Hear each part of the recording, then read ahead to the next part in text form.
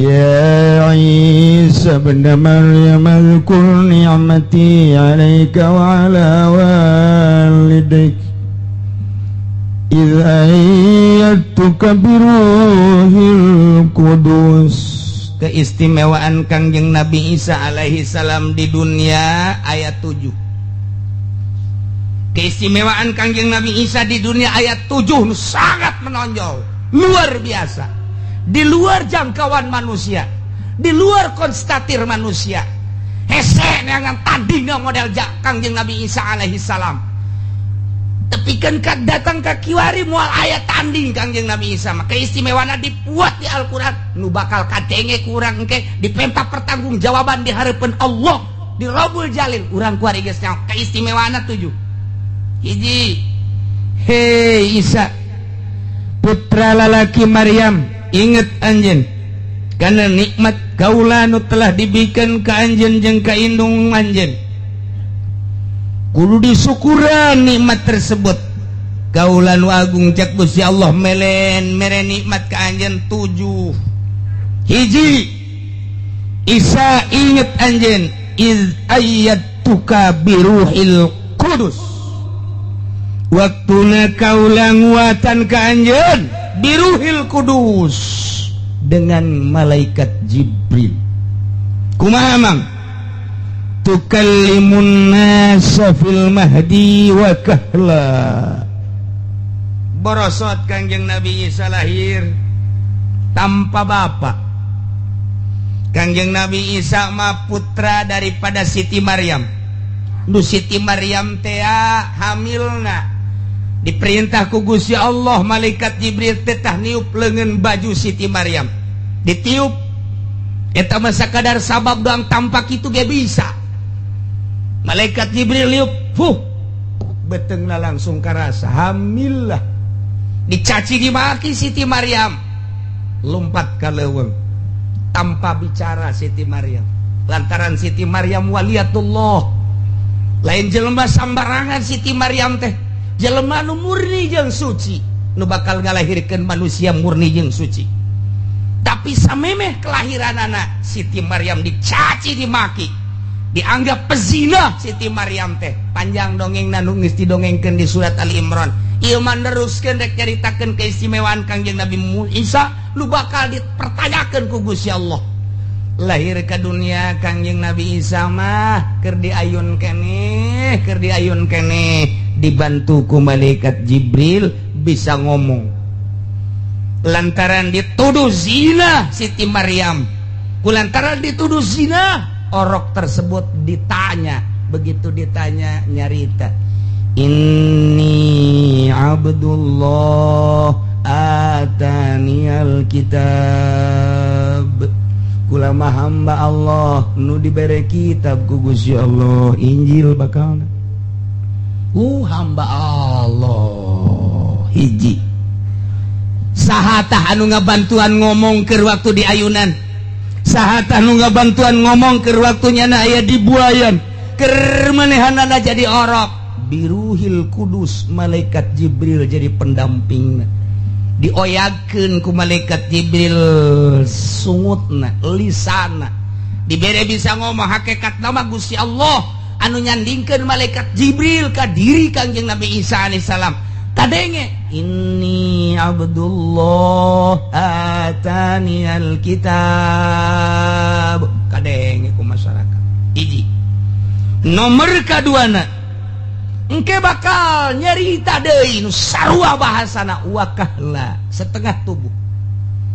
Ieu ayat wakahla nandakeun yufidu nuzulahu qabla sa'ah, bakal turun deui Kangjeng Nabi Isa memeh kiamat. Lantaran aya bahasa wakahla. Wakahla teh umurna setengah tubuh.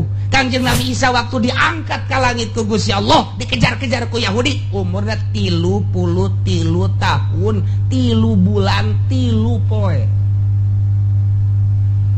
Itulah Kangjeng Nabi Isa disalametkeun ku Gusti Allah. Kuari aya di luhur langit.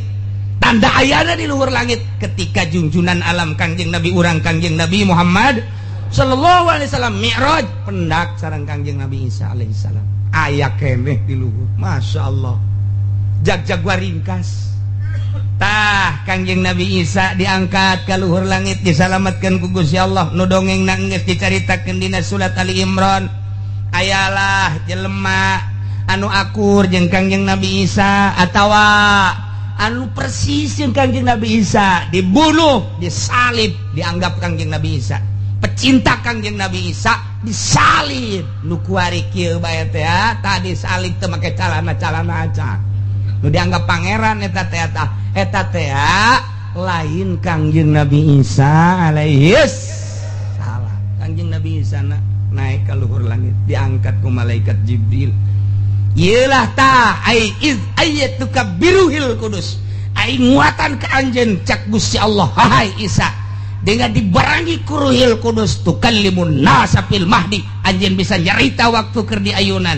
Wa kahla anjeun bisa nyarita anu sarua bahasana ini Abdullah atani alkitab ketika anjeun diturunkeun di langit ke dunia engke di akhir bakalna dunia kacau balau anu luar biasa di mana-mana huru-hara sekup lati mimiti sekup keluarga RT desa kecamatan kabupaten wah tuntutanana macam-macam ekonomi lah tuntutanana politik lah dan lain-lain macam-macam antara negara ribut walut dunia Islam terpepet anu bener-bener hayang nyalametkeun agama lumpatlah ke Mekah tanda jelema bakal lalumpatan ke Mekah Mekahna sekitar haram bakal dilebaran deh kuari geus mulai apapun yang terjadi milik siapapun cak raja ini harus dijual dibeli ku raja dilebarkeun kuari geus terjadi Madinah dilebarkeun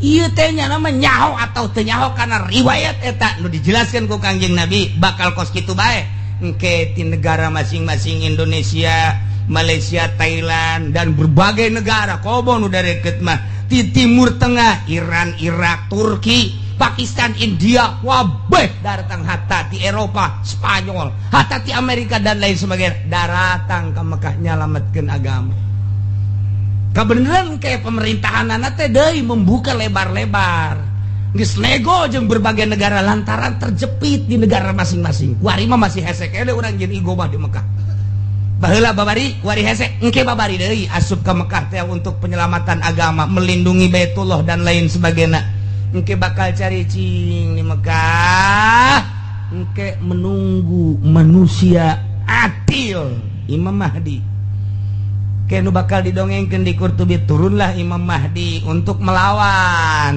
musuh Allah ialah Dajjal turun Dajjal tekuat Imam Mahdi turunlah Kangjeng Nabi Isa alaihi salam Kangjeng Nabi Isa engke turun sanggeus turun ke hararudang nu aya dina surat Kahfi yakni ashabul kahfi Buksal mina tamliho martunus saribunus dunwanus saribunus kafiyat kapsatak tayata tea kabeh hararudang untuk menjadi tentara Allah mengikuti Kangjeng Nabi Isa alaihi cek sakaulna lain kitu iya Imam Mahdi heula lantaran memehna Dajjal heula Dajjal teh pohara jasa bisa hiber ti Amerika ka Indonesia kamari bakal karak David hungkul engke mah bisa hiber ti Amerika ka Inggris ti Amerika ka Jerman ti Indonesia ka Arab hiberannya nama naon dicekal jadi emas leungeun ka tuhu bakal jadi surga leungeun keca bakal jadi neraka nyana ngaku-ngaku pangeran asal teu percaya dibunuh kunyana asal teu percaya dibunuh mending dibunuh teh ngan saukur dibunuh mah dibunuh diusap dihudangkeun percaya henteu sia aing pangeran jelema kualut kabeh sujud ka Dajjal kuari mah kakarak sujud ka atut doang engke maka Dajjal ujianana Dajjal disujud oh iya pangeran teh hayang duit cekel yo hayang emas cekel yo ujianana naon kebutuhan urang cak urang kulon teh kami mah ieu geus eueuh cai gampang cai hujan maju turun dirinya wer ditanya cukup hujan cukup ngican cai cukup eureun sia hujan endeu kumaha deui endeu kumaha deui kuari mah kakarak invest daging bae ge sarujud jelema kakarak bunga bang bae ge sujud Kiai nu haram-haramkeun dicaci dimakeun teuing aing mah kerasa siang kamu disidang di hadapan Allah. Aing geus nyampaikeun ka sia. Tapi awas ya. Kuat henteu sia nang tangan siksa Allah. Nah, ieu kuari geus sararujud kana koskarar itu. Jabatan disujudan tanpa jabatan moal dahar murtad sia. Maca 2 kalimat syahadat. Kuari geus mulai diajak-ajak engke mah dajal langsung. Nah, didinya datanglah Imam Mahdi beserta bala tentara Ashabul Kahfi nu aya di Yordan. Dibuka ku Gusti Allah. Blak. Buukna bakalna 2 kali lipat tangtungan manehanana. Buajang tuh ribuan tahun tiba heula di zaman Raja Dikianus. Zaman Raja Dikianus ada teh ribuan tahun. Wah, buukna panjang, kukuna pararanjang. Kumisna para ranjang. Pan hirup jangan hirup atun tadi kerut-kerut ya silet meureun di jero. Mendeting seremna tuh. Boro-boro perang urang neuleun abe asal budak leutik mah neuleun ge pae. Sawan atuh boro-boro neuleun nu eta. Urang neuleun nu aya di urang bage bukna rada jabrik setik kumisna panjang matana beureum janggotna kitu. Malotot budak leutik sawan. Atuh komo ieu ribuan tahun. Panjang dikucir kujana tadi kumis warna ranjang yang mata buru nyebut kalimah la ilaha illallah asana kafir ya kafir kapaksa tak kusieun kapaksa kusieun aing mah neuk syahadat bae kurang sieun melawan lah ayeuna ngajungkel beak geus dajjal turunlah Ya'juj wa Ma'juj anu dibenteng ku Dzulqarnain nu aya dina surat Kahfi raja sadunia 2 Islam teh hiji raja Dzulqarnain nu pernah ngabenteng laut nomor kedua Kangjeng Nabi Sulaiman alaihis salam raja kafir ge sadunia 2 nomor kahiji raja Namrud nomor kedua Firaun. Jadi sabanding bae tah Firaun dinasti Firaun terus datang ka kuari dinasti Firaun datang ke kuari dinasti Firaun 1, Firaun 2, Firaun 3. Kuari ge Firaun nu kasakean lah. Melain Firaun mah tuh moal dibom Irak, melain Firaun mah moal dibom atuh kitu Libya, melain Firaun mah Firaun dinasti Firaun dilanjutkeun. Termasuk dinasti Islam ngan kedinastianana geus dikaburkeun. Diganti padahal terus bae. Nah ya engke kakarak turun Kangjeng Nabi Isa alaihis salam berjualah Kangjeng Nabi Isa bahkan kawin Kangjeng Nabi Isa di masa itu mahmur dunia teh kamahmuran geus sasa dicaritakeun jelema syahadat kabeh jelema Islam kabeh jelema iman kabeh ieu bakal taya dalilna ke panjang dongengna deui ieu mah keur nyaritakeun bahwa Kangjeng Nabi Isa diturunkeun deui di langit setelah dinaikkeun umur 33 tahun 3 bulan 3 minggu 3 poe turun deui nyarita nu sarua. Kok bisa sarua kitu ayat tukabiruhil kudus cek Gusti Allah aing teh geus nguatan ka anjeun melalui ruhil kudus Jibril selalu ngabarengan anjeun ingat anjeun Isa hiji nikmati Gusti Allah eta nikmat kadua wa idza'allam tukal kitaba wal hikmata wat taurata wal injil. Ingat Isa ketika maneh rada gede begitu maneh asup ke berbagai pendidikan anjeun eueuh nu ngawurukan tapi bisa nulis sorangan. Kangjeng Nabi Isa mah bisa nulis sorangan eueuh guruan. Begitu asup ke madrasah guruna geus dikanyaokeun Pak Guru nu bakal dicaritakeun poe ieu teh sekian poin anu kagetan guru juy Pak nyahoeun balik isukna kitu gede. Begitu asup deui ka majelis dicaritakeun guru poe ieu nu rek dicaritakeun teh nu rek disampaikeun ka murid anu poin kadua poin katilu cipari budak nyahoeun kieu diantepkeun guys coba katilu kali ge kitu keneh.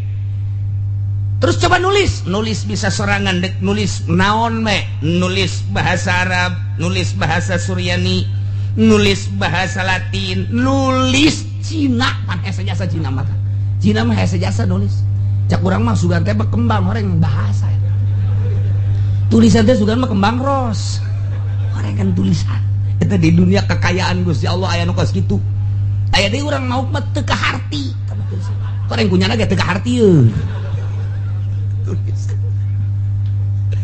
ta eta teh dibantu ku malaikat Jibril sehingga nulis naon bae jana teh paham bisa ngarti ya Allah ya Rabbi keistimewaan Kangjeng Nabi Isa lain lalawara bahkan nyaon nu diayakan nu di kantong anjeun teh eta teh aya kertas tulisanna di jero anu kageteun jelema jiban bisa nyaho kitu Isa ya Allah ya Rabbi wa iz 'allamtukal kitab tadi mana di jero naon pesak anjeun kantong anjeun tah aya kertas 2 lembar tulisanna tulisan Arab bahasana nu dicaritakeun anu kageteun panjelema kageteun wah Isa lain sambarangan jelema cenah ieu mah ieu na ieu wa id 'allamtukal kitaba wal hikmah jeung hikmah kajadian-kajadian isuk bakal nyaho Kanjeng Nabi kajadian nu bakal terjadi isukan geus nyaho bulan hareup geus nyaho katukang dicarita-caritakeun berhikmah artinya jujur jasa adil jasa pas jasa caritaanana jeung kenyataan hikmah harana lamun nyarita isukan hujan tepat bulan hareup bakal terjadi anu tepat jasa hikmah ngaranna di benak hati anjeun teh tah aya terselimet kadieu mang kadieu kunaon di jero hati anjeun gugula kanjong aya naon hayang kawin jeung urang Subang nya oh sia sok lo ngomong kanyawan Masya Allah eta teh nang Gusti Allah ingat Isa ketika maneh ku kaula dibere nyaho urusan tulisan nulis naon bae maneh nyaho urusan hikmah maneh nyaho bahkan wat Taurat wal Injil kitab Taurat maneh mapan nyaho maneh nyaritakeun ka umat anjeun dina kitab Taurat diturunkeun ka kitab ka Kangjeng Nabi Musa mah eusina sekean dibacakeun ku Kangjeng Nabi Isa teu pernah belajar Kangjeng Nabi Isa tapi bisa Masya Allah urang mah belajar datang ka kolot teu bisa-bisa datang ka kuari teh teu bisa-bisa bae geus jang ngajina nundutan bae teu bisa-bisa aduh Masya Allah masalah sih masalah lah cenah iki suka moal ngaji atuh los ya moal ngaji beki bodoh atuh sia sakitu ge ngaji bodoh komo teu ngaji anggeus sana tuh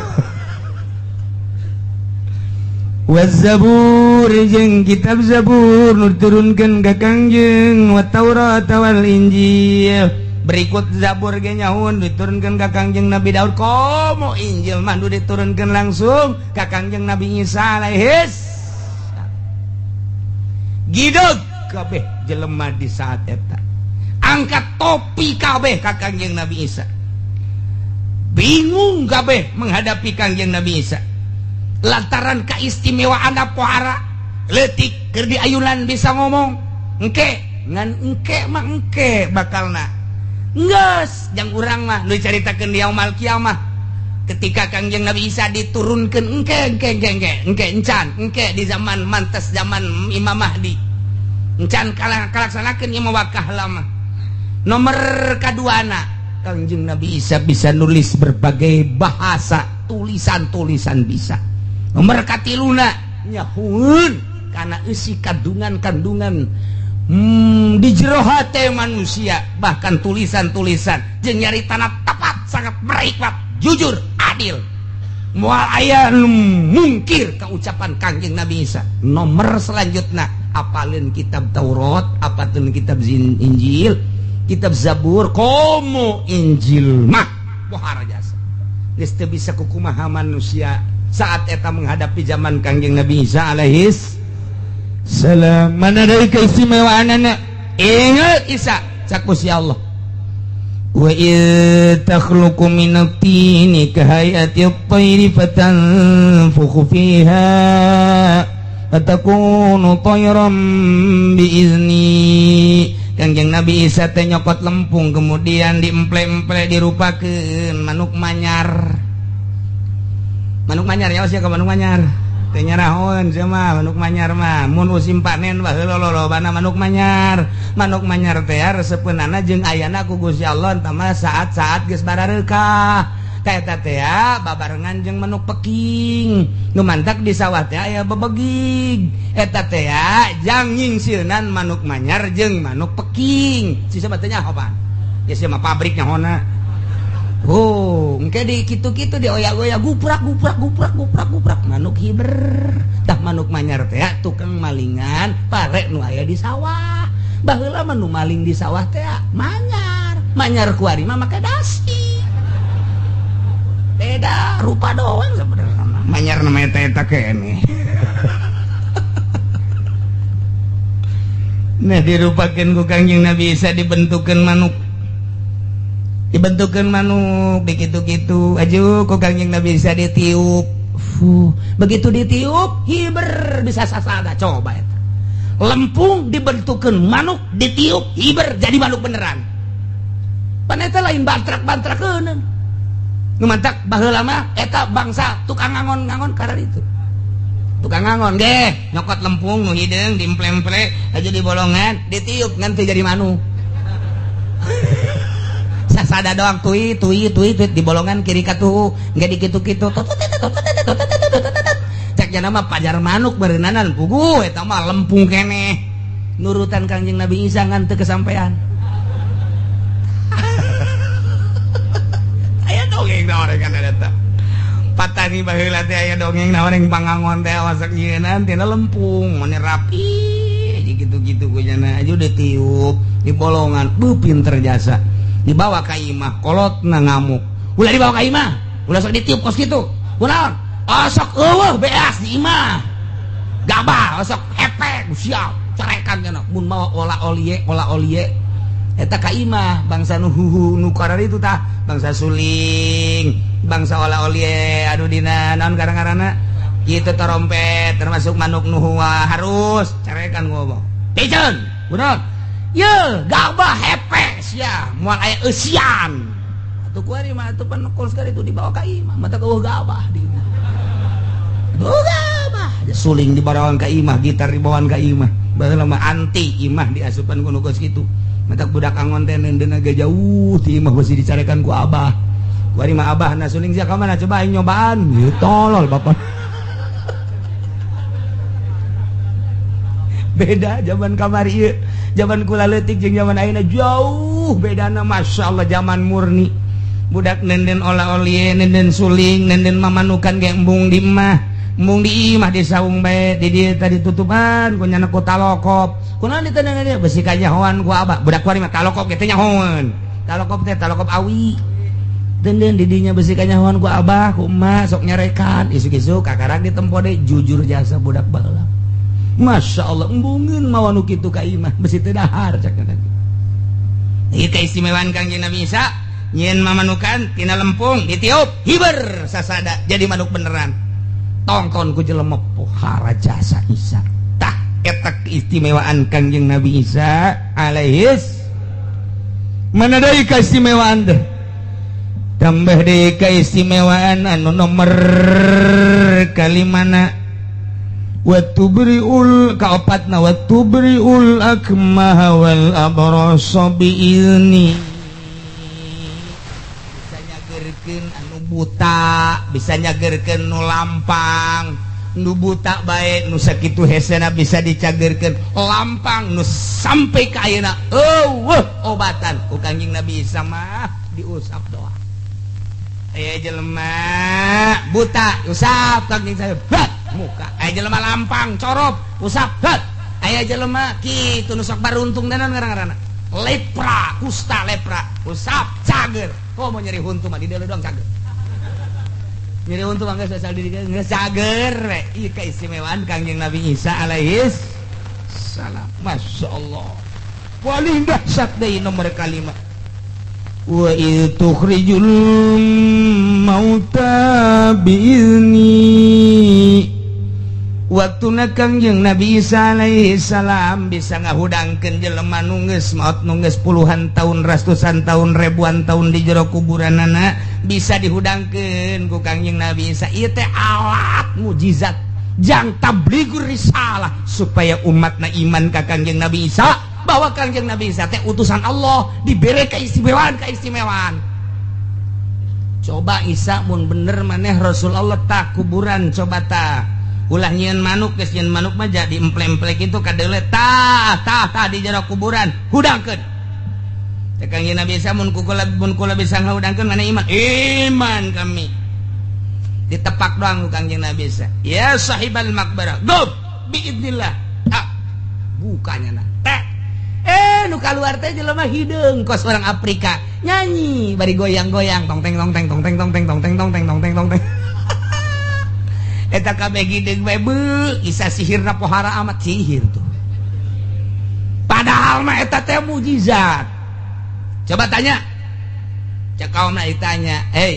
mananta saha anjeun abdi hirup di zaman raja di zaman Kangjeng Nabi Daud alaihi salam pagawean naon anjeun baheula keur zaman Kangjeng Nabi Daud kula mandek nyaingan Kangjeng Nabi Daud mah suarana bagus aju kula sok nyaingan tapi teu kasaingan kula mah jore bae jadi kula teh penyanyi di zaman Kangjeng Nabi Daud mane iman teu ka Kangjeng Nabi Daud alhamdulillah kula iman ka Kangjeng Nabi Daud kumaha ta masyarakat geus kadenge alah sihir tah mah coba balikeun deui dibalikeun deui balik deui irji bismillah balik deui ka jero sok nutup deui kuburan masya Allah diiring-iring deui ka Kangjeng Nabi Isa coba catat kuburan nu ieu tah kuburan ieu kuburan satah mun kula bisa ngahudangkeun anjeun iman beneran benar wari atuh coba maca syahadat asyhadu an la ilaha illallah wa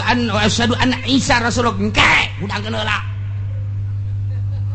dihudangkeun ku Kangjeng Nabi Isa ya sahibal makbarah gum biiznillah hudang dengan izin Allah dan iradat Allah blak muka assalamualaikum ya Isa waalaikumsalam cek Kangjeng Nabi Isa man anta ana Yapis ibnu Nuh kuring ia adalah Yapis putra daripada Kangjeng Nabi Nuh masya Allah kurang kumaha cek kaum lagi balikeun deui oke heula cek Kangjeng Nabi Isa ditanya heula anjeun nyaho ka kula nyaho saha kula Isa alaihi salam kula teh sebagai naon Rasul Allah saha jelema anu iman ka Isa kuari salamat lamun jelema teh iman bakal cilaka ulah kos kitu balikeun deui ka kuburan wah nu bae dah blon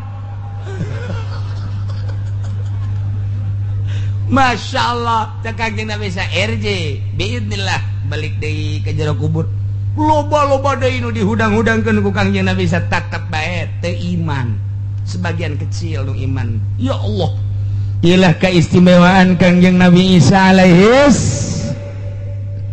wa idz kafaftu bani Israil anka idz jitahum bil bayinat ingat Isa anjeun waktu dikejar-kejar ku Yahudi ketika anjeun nyampaikeun dakwah ketika anjeun nampikeun risalah titah ngimankeun ka aing cak Gusti Allah itu di akhirat maneh teh titah nauhidkeun ka aing jeung titah percaya ka anjeun bahwa anjeun teh sebagai rasul aing kemudian anjeun ngaluarkeun berbagai mukjizat-mukjizat ti aing tapi geuning umat-umat Yahudi mah tetep bae mempertahankeun gede huluna tidak iman ka anjeun bahwa anjeun teh sebagai utusan aing endahan dikejar-kejar anjeun teh pan anjeun teh dikejar-kejar begitu deuk beunang pan anjeun diangkat ka luhur langit aing pan eta cek Gusti Allah nunah anti kejaran Bani Israil Yahudi nu rek ngabunuh anjeun ingat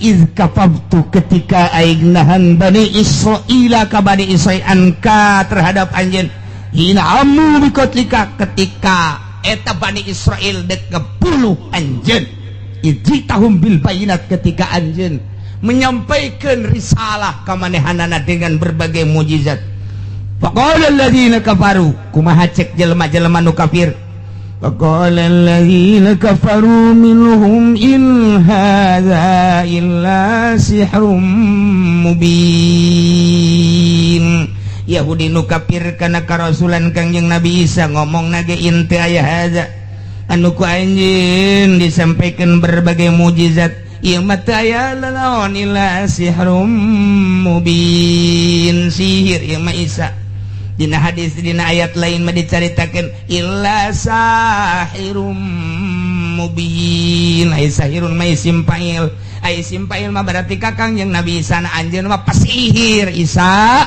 teu percaya kakang yang Nabi Isa alaihis keistimewaan luar biasa kangjeng Nabi Isa hiji deui wa idza auhaitu ilal hawariyina an aminu bi wa bi rasuli ingat anjeun Isa ketika kaulah ngawahyuan ke kaum hawariyin maksudna mere ilham amartuhum ala lisanihi aing marenta ka kaum hawariyin atas lisan kangjeng Nabi Isa supaya minubi wa bi rasuli ariman anjeun ka kaula ya ne ka Gusti Allah jeung ka Rasul kaula dibere ilham qalu ngucapna kaum hawariyin teh kumaha amanna washhad bi annana muslimun kaum hawariyin teh pengikut kangjeng Nabi Isa ashabu Isa wa khawasu pengikut kangjeng Nabi Isa anu kuat imanna ka kangjeng Nabi Isa alaihi salam anu dibere kaleuwihan kaistimewaan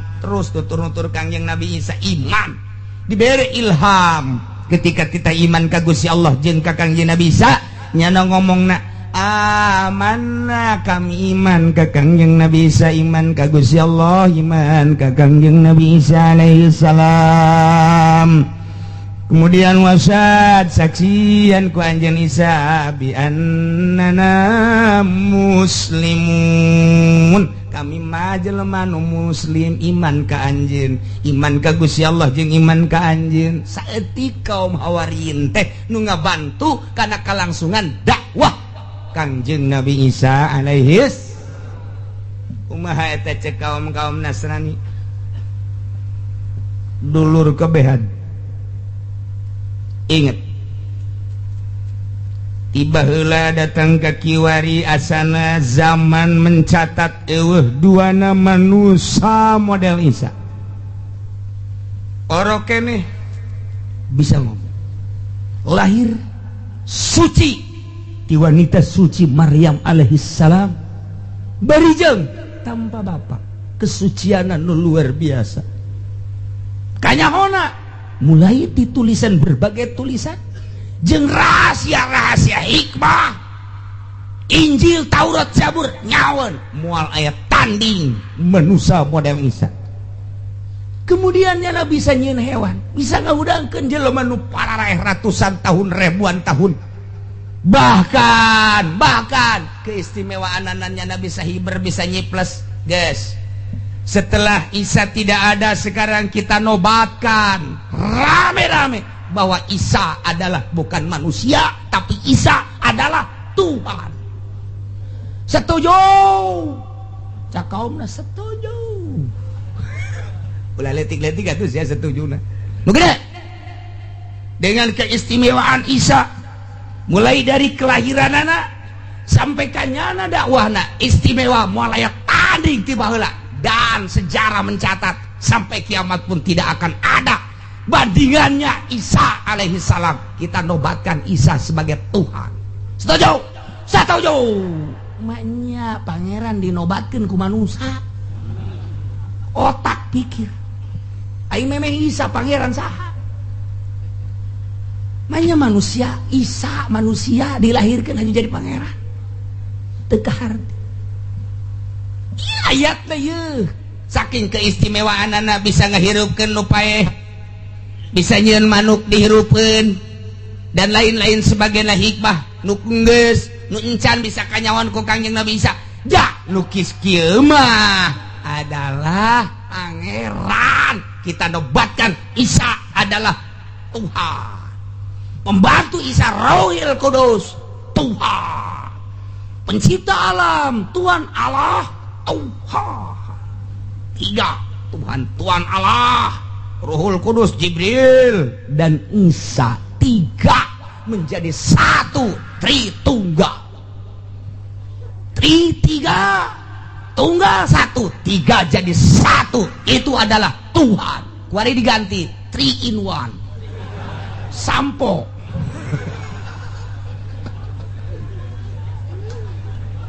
Masya Allah ini baraca ya ke orang Kristen ya keistimewaan ya nu paling pakai dalil adu kekuatan yang Islam di Amerika. William mengatakan tidak ada manusia seperti Isa, sebab mana manusia yang bisa membangunkan orang yang telah mati. Padahal Tuan Syekh Abdul Qadir lebih dahsyat tibatan Kangjeng Nabi Isa. Lamun Kangjeng Nabi Isa mah ngahudangkeun jelema, gum biiznillah. Kang Syekh Tuan Syekh Abdul Qadir mah lain kitu, gum biizni. Tandingan ku sia. Tuan Syekh Abdul Qadir, Kangjeng Nabi Isa mah gum biiznillah, hudang dengan izin Allah. Tuan Syekh Abdul Qadir mah aing mah moal make biiznillah, biizni aing mah. Gum biizni, hudang coba eta.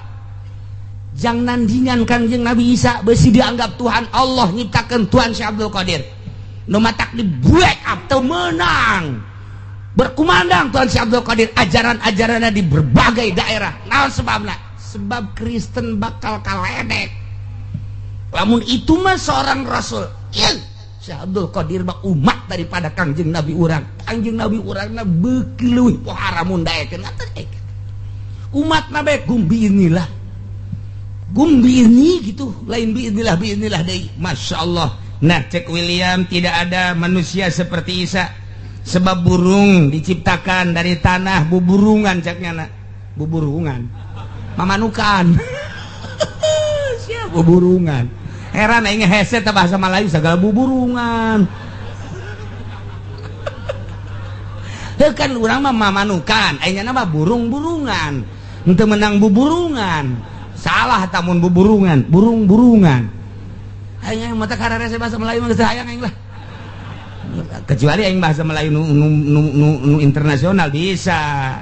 Aing kitu mah bangsa Melayu cengkareng, gondrong, bolang teu hayang aing mah.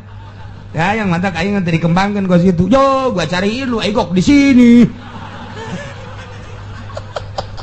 Eta mah ka aigok, Masya Allah. Kahayang urang mah ulah make aigok. Kan aigok mah Sunda.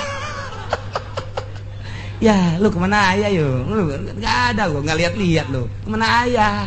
Ya, dari tadi gua di sini. Iya, gua nggak kelihatan. Ya, cuma ke pasar doang sebentar, sepatan itu. Bahasa asal geus kos itu sepatan geus teh. Tapi lamun gondrong lain deui. Kumaha ngomong? Apa? Kumaha motong? Apa ini? Lu dari mana tong? Oh, dari sono keceng jasanya cepat. Sakumaha kereta bis wae.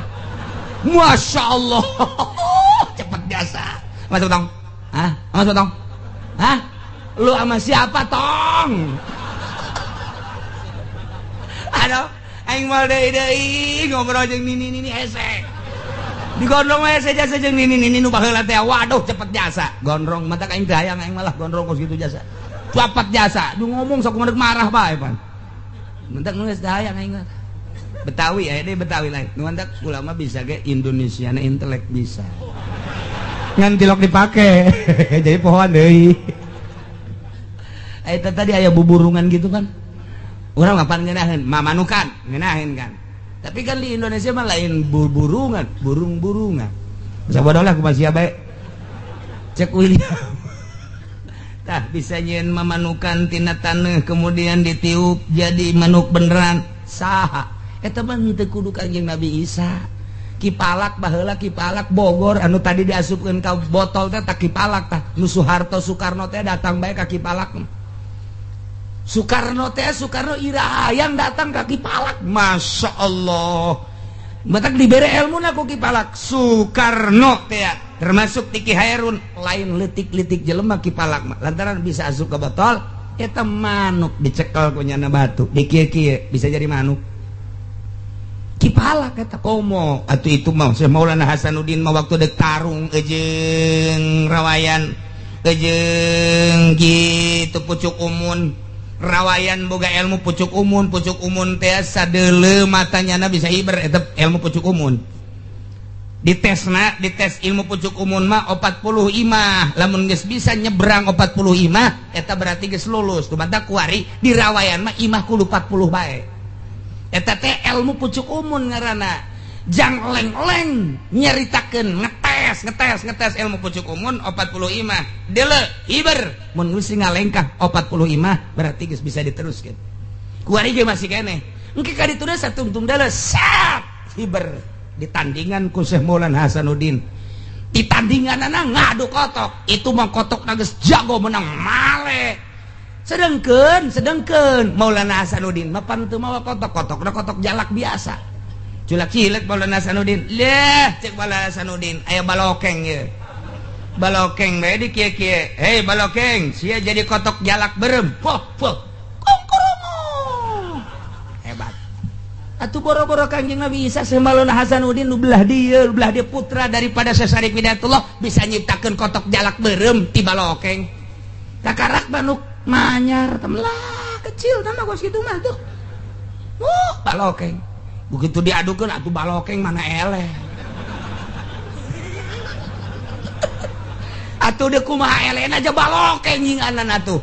Tinggal sama Maulana Hasanuddin we mantep biasa ya kotok cek cenah ieu. Atuh batur mah teu jarahoeun pan nyana doang nu nyaho moal eleh kotok aing mah kajian kumaha ge. Bener bae lantaran nu eleh tanding kedua minggu hareup hari Jumat badasar tadi tukangan Banten aya kadinya tanu rame ya oke geus balik nu eleh nu menang tarung kedua kali bingung ngelehkeunana kumaha aja lain ilmu leutik-leutik ya ilmu pucuk umun teh nah aya Ki Soleh Gunung Santri asistenna Waalaikumsalam bangun nempuyeungeun amat jeung bingungeun amat aya naon Sultan pan urang Jumat pas asar kado kotok di ditu ai si eleh ulah bingung cek Soleh tuh bagus Soleh ai gitu sia boga kotok henteu pana tuh bisa ngaulah bingungeun ulah bae jadi kotok je bisa sia bisa coba buktikan Bismillahirrahmanirrahim bismillahi wa bi'aunillah wa bi mali teruskan ku aing usia ta direkam sia aya babacaanana biaunillah wa bi qudratillah wa bi terus bismillah doang babacaana ulah napas bismillahirrahmanirrahim bismillahi ay biaunillah wa bi qudratihi wa bi iradati dan lain sebagainya 9 moal diteruskan sia mah emang kitu bae ngajina guguruna embung coba cek Sultan brek jadi kotok ngan kuari mah jalak hejo tadi jalak berem balokeng atupan balokeng mah berem kuari mah jalak hejo cek Sultan Banten sia aja bisa ilmu sia tapi lamun lain dek tarung ulah wani-wani sia nyarupa kotok di hareupeun aing dipencit sia ku aing moal cek teu bogo Soleh ieu mah dek ngahargaan ka tuan we ja ilmu ge menang ti tuan geus ulang deui nah guys siapa Jumat guys yang ngarupa kotok ade bener bae eta salat Jumat terus langsung ke kesultanan kuari siap asah gara ngarupa kotok coba kongkorok ngarada gede sorona atuh Soleh jeung anana atuh tamah kongkorongo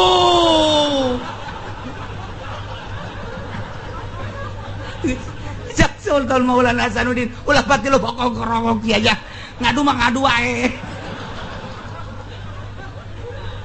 Masya Allah dibawa ke Tuan Syekh Sultan dijingjing ayo di kalangan geus gede hate moal eleh kotok aing pokona mah nu eleh baca 2 kalimat syahadat tanggung jawab kotok aing moal eleh cak pucuk umun ulah sombong heulanan kotok aing teh meunang malena bulanan tahunan geus bake awi buta awi dempet geus macem-macem tah eta mun aya awi buta awi dempet eta pucuk umun eta kepercayaanana wari lompat ka Cikupa baroga urang Cikupa tolol tah Cikupa nah diusap-usap make eta cak pucuk umun aya ngado wah ear-earan atuh jelema sabuatan tumplek kabeh wah tuh bagus Soleh ngadu dah itu geus kongkorongok deui nyaman teh itu kongkorong nang tangan pan kotok teh pan gitu bener teh atuh siapa osok ngeuleuh jing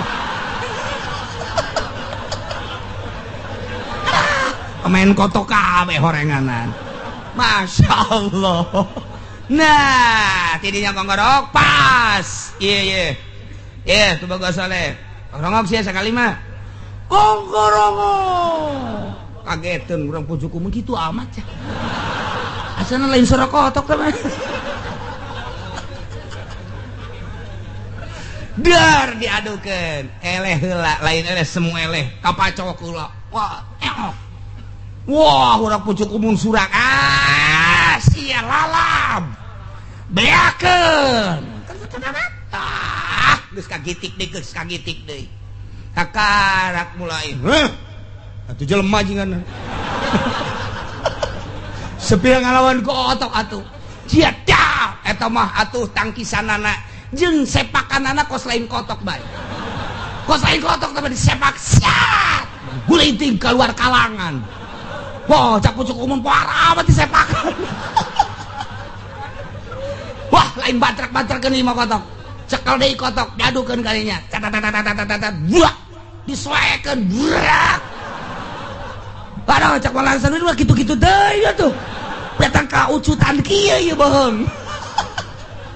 Datung geus eleh bojog kumun sadat tetep bae teu daekeun sadat sakali deui nista maja utama ngan teu dilanjutkeun ku Maulana Sabdin akhirna tetep datang ka kuari pucukum ieu mah keur carita naon boro-boro Kangjeng Nabi Isa Syekh Abdul Qadir bisaeun termasuk Sultan Maulana Hasanuddin balokeng ditepak jadi kotok Syekh Muhammad Soleh ngarupa jadi kotok kecil tamah make jeung di pangeranan Kangjeng Nabi Isa kakarak bisa sakitu bae ge nah barati teu kaharti ku jelema nu lurus otakna nu lurus pikiranana nu iman ka Allah jeung iman ka Kangjeng Rasulullah Muhammad sallallahu alaihi wasallam manya aya pangeran dinobatkeun manya aya pangeran jajadianan ku sebab boga kaistimewaan dipangerankeun teu kaharti tegarti sing hade nah ieulah kuari merajalela Tangerang dikuasai pembangunan gerejana sing hade geus urang tingali di Sumarekon tingali di BSD di berbagai daerah gereja maruncul padahal bupati na muslim padahal DPR na muslim mayoritas padahal camat na mukmin jeung muslim padahal lurah na muslim tapi kok tanda tangan nyana teh waniun 10-20 juta atau mobil ratus juta awakna dek dibeuleuh di neraka jahanam inggis amat aing boga lurah kos kitu inggis amat aing boga bupati kos kitu inggis amat boga gubernur kos kitu naon bedana tuh gubernur muslim jeung lain muslim mantak naon atuh bedakeun saeutik cenah kan demokrasi deuleuh heula lokasina geus memungkinkeun apa henteu harus ada izin warga yang betul-betul sudah mayoritas Kristen. Ieu mah di tengah-tengah muslim nyeun gereja teu kaharti aing mah. Duit lumayan, sia kabita ku duit di dunia bisa meuli mobil Avanza, bisa meuli mobil Innova, bisa meuli mobil Mercy, Baby Ben, Volvo, Lexus dan lain sebagainya. Sabarageunana mobil sia dikelebokeun di neraka dipanggang sia bupati. Dipanggang sia camat, dipanggang sia lurah.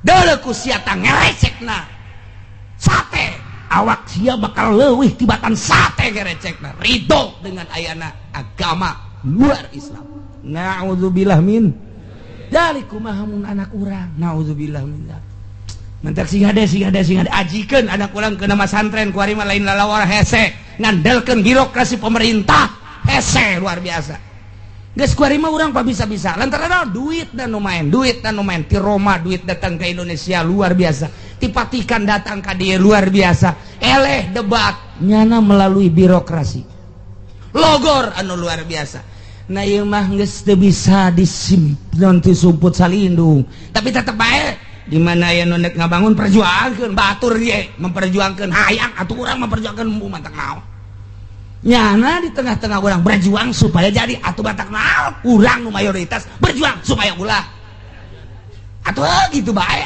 aduh berjuang datang ka lurah datang ka camat nah lamun ti ditu camat dibere duit deuk tanda tangan urang bere golok mat kada leuh sia naon ieu golok paranti naon ieu paranti masjid kotok embe poe ieu paranti masjid naon cuma udah sok itu gugurkan tanda tangan golok nyangsang sia ieu teh nyaho aing turunan naon kitu ngaranna tah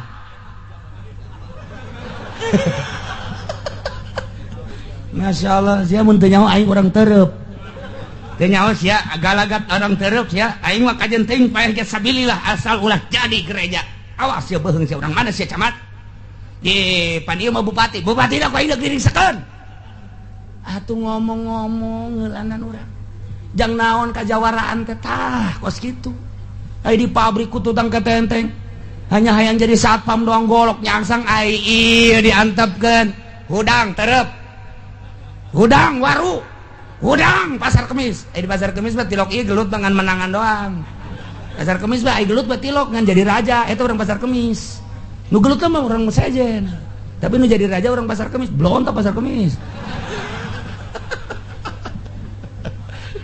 geulah keur carita dinobatkan menjadi Tuhan teu kaharti karena boga keistimewaan dinobatkan jadi Tuhan menya pangeran dinobatkan ku manusia tetapi ai katutupan mah pan batinna masya Allah geus datang ka kuari didawahkeun kuari ge singa de besi aya nu make baju putih ka luhur hideung ka handap singa de anak urang bejaan Kristen dah Kristen bra kiai kebenaran make nu kitu singa de dah oh ieu mah paingan sekupi ieu mah ya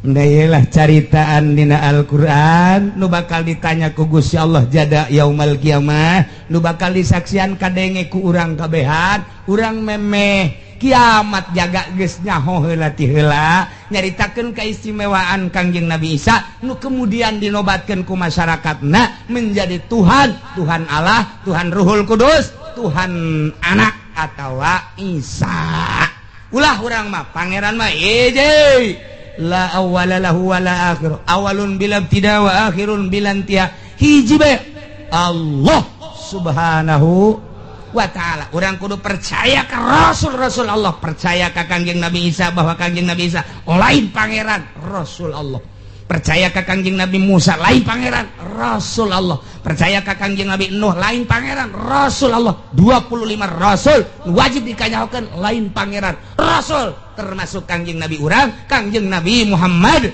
sallallahu alaihi wasallam lain pangeran rasul pangeran mah hiji Allah subhanahu wa ta'ala bakal nyaritakeun kahayang kaum Hawarin pecinta-pecinta Kangjeng Nabi Isa anunyana selalu mengikuti Kangjeng Nabi Isa ke boga kahayang mohon ka Kangjeng Nabi Isa ke minggu hareupeun teu kaburu ngabesan wallahu alam